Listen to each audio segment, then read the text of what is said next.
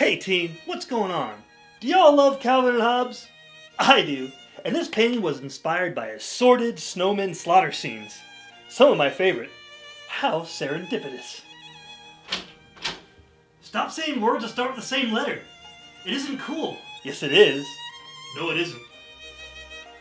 Yes it is. No it isn't. No it isn't. I'm using them comics as inspiration because Calvin is awesome and Hobbes is the coolest cat ever. So let's jump in.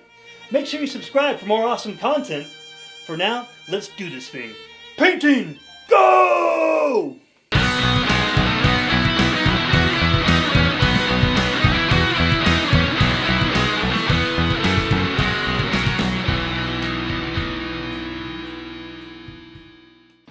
This is a snowman slaughter, so it's gotta be a dark overcast day, right? If I do my job right, you won't really care about the background.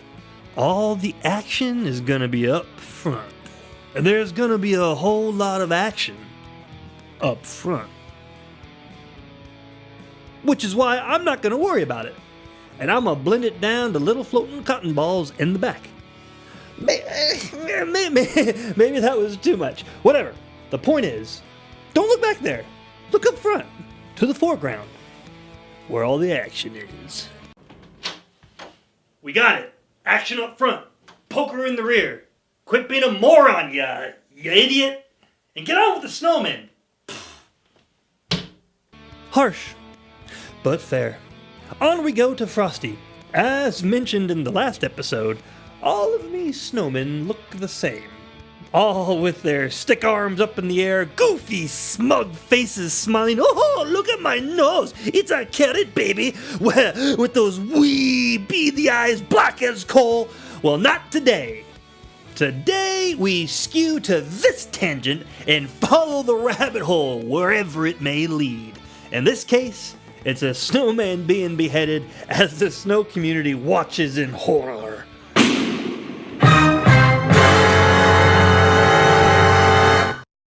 Merry freaking Christmas, eh?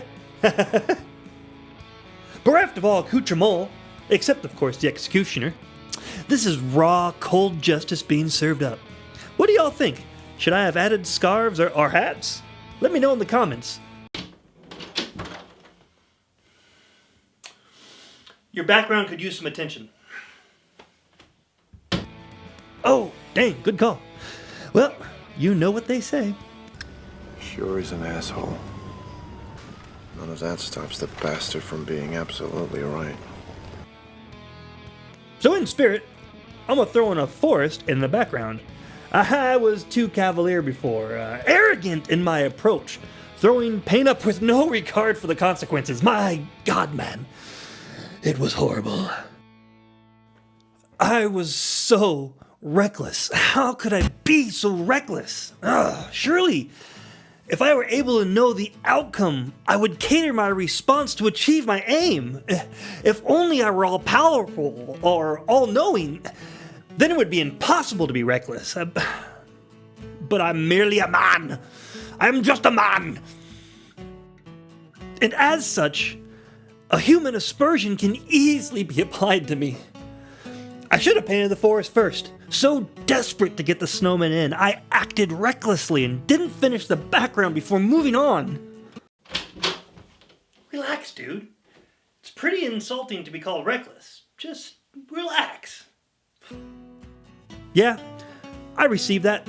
Usually I'm pretty good. I try to plan everything out and apply paint and brushstrokes in an organized and thoughtful manner. So when my plan doesn't succeed and I call myself reckless, it fails to take into account how much time, effort, and thought each stroke, each application of color, everything that a painting goes through to complete entails. The whole journey is deliberate and filled with purpose. That's what I'm saying, man. Calling yourself or someone else reckless is an insult. As if you didn't care what happened. Shame on you. Too true. Thank you, my friend. You know I'm you, right? A part of me, sure. He is a reckless bastard. No, he isn't. Yes, he is. No, he isn't. Yes, he is. Yes, he is. So yeah, let's put some final touches on these bad boys. I didn't learn my lesson with finishing each layer as I go forward, but hey, stifle. Speaking of the foreground, this is the super foreground. Let's work on the executioner and the executee. Black mask, of course. I wanted a hoodie, but it didn't look good. Axes are like barns. They have to be red. I did this thing one time when it snowed. No shit, there I was, in freaking Texas, in April, and no kidding, it snowed. It came down, brother. So I got the morning off because of the snow and the danger that it would be to get the PT. But I was awake, so I went to work and made me a scene similar to the one I'm painting. It was beautiful. One snowman on the ground, another with a metal stick, cutting his damn head off. Woo! And then he came. You see, we lived in a military neighborhood, because in Killeen, everywhere is a military neighborhood, what with Fort Hood being next door and all. This guy, who was driving by and was gawking at my handiwork, and then stopped. He could have been a sergeant major, for God's sakes. Who thought making violent snowman scenes might be saying something about my psyche, you know, my current state of mind. What with recently getting back from Iraq and whatnot. And then I could be jammed up. And we can't have that. So I gripped the metal stick, ready to leap into action if this guy tried to start something. Out the man walked. Oh, he was military, enlisted. We can smell our own. A pungent aroma of anger, nicotine, and a hint of shame. Woo! Singes the nostrils. It's quite pungent. Oh, yeah. Ever tighter I gripped as the sergeant major rounds his car to inspect my snowy mayhem. Big smile on his face. He busts out a camera and takes a picture and laughs, which got me on edge. What does laughing at a scene like this say about his psyche? You know? His current state of mind. Snowman Moida is no laughing game, see? But as it turned out, he didn't mind. And so I allowed him to congratulate me in my epic accomplishments. I played it cool, not knowing what he was up to, until I figured it out. He got back in his car, and he drove off to some distant formation.